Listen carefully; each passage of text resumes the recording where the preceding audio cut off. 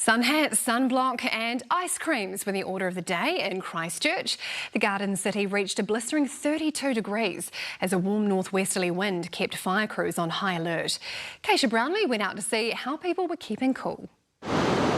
As this morning's sun rose, so did the mercury. Cantabrians flocked to the seaside and settled in for a scorcher. So we went for a swim earlier. But the heat, northwest winds and low humidity has caused extreme fire danger. By 6 a.m, crews were already fighting a blaze in Kirwee. We've got approximately 40 personnel on site, including 2 helicopters here and the support crew. And we're looking at the fires probably somewhere around about 5 to 10 hectares at the moment. Crews stayed on scene throughout the day. The bleached and tinder dry conditions putting fire and emergency on high alert. Yesterday I went into Canterbury, went into a restricted fire season, which is fires by permit only. That gives me some control measures. Obviously as things dry out then we can monitor, and we'll more than likely be going to prohibited, which means no fires. Closer to town, the temperature tipped 32 degrees by mid-afternoon. Oh, it's scorching hot. I feel like this is probably one of the hottest summers we've had. We found some shade just to get away from the heat, but then still be able to enjoy the sun. As the plants got us soaking, so did people. Oh, one way to keep cool. And those who didn't want to get in the water spent the day on it. We've had a lot of wind, so it's really nice to be out on a lovely day. Scorching today. Golden Age Retirement Village knew how to cool off. Would you like to have some ice blocks? It is really lovely.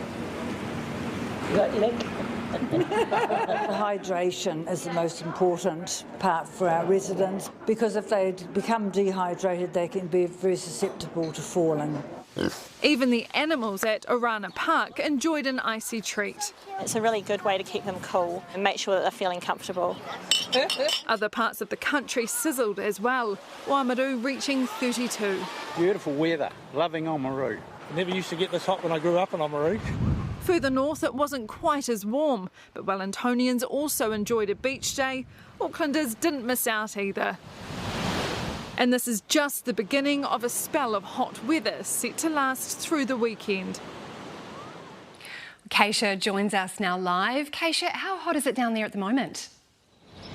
Well, it's still a warm 31 degrees here in Christchurch, and it's not meant to get much cooler overnight. By midnight, we'll still be in the 20s. It got even hotter in Timaru today, though, a high of 34 degrees. But it's this hot, blustery wind that's really drying everything out, and fire crews are urging people to be vigilant. Any old burn-offs need to be properly extinguished, and people living rurally need to have an escape plan, not only for themselves, but also their livestock in case a wildfire takes off.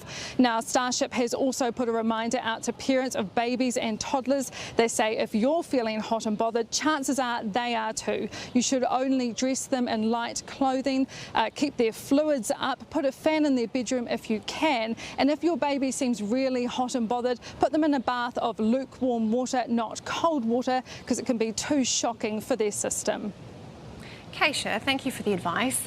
Well, Heather is in now with more on the hot weather. How long is this heat going to go on for, Heather? Well, like Keisha mentioned, definitely the weekend, which is good news if you are still on holiday. Tomorrow, another scorcher, heat alerts for Auckland, Whanganui, Lower Hutt and Motueka. Saturday, still hot, highs of 31 for parts of the north and south. But then the wind shifts. A southerly takes over from Sunday. So Dunedin, your high on Monday, will be only 15. There's also rain for the North Island, and I'll have those details after sport. Thank you, Heather. See you soon. Wellington City, Porirua and the Hutt Valley are moving to level 2 water restrictions next week, and it could end up at level 3 if people don't conserve water. The region is losing 45% of its supply due to leaks, and Wellington Water has been urging residents to store their own water, resulting in people queuing for hours to buy tanks. Level 2 restrictions mean a ban on sprinklers and irrigation systems. There's a chance that we'll need to go to level 3, but we're monitoring that. The best chance to avoid level 3 or minimise the amount of time that we need to be in level 3 is if the Wellington region does what it always does, which is be really compliant with the water restrictions. Wellington Water says warmer temperatures and a surge in water use is making the situation worse.